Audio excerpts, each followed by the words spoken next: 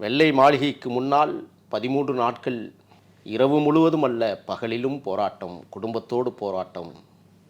ஆனால் அதில் ஒரு குதூகலிப்பு இருந்தது.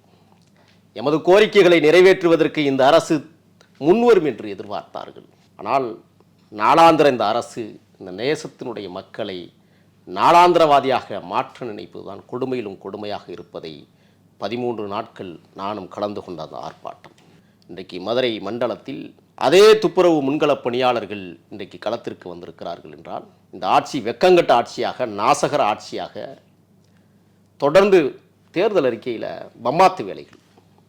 உடைய 70வது பிரிவில் நீங்கள் என்ன குறிப்பிட்டிருந்தீங்க? முன்களப் பணியாளர்கள் 10 ஆண்டுகளுக்கு மேல் பணி செய்தால் அவர்களுக்கு நிரந்தரமாக அரசு பணியை கொடுக்க இருக்கிறோம் என்று சொன்னீங்க. சியா இதில் அந்த சேகர் பாபுன்னு ஒருத்தர், அவருக்கு இப்போ அமைச்சர் பதவியை மாற்றிருக்கிறாங்க. தெரியுமா தெரியாதா உங்களுக்கு? ரவுடித்துறை அமைச்சர்.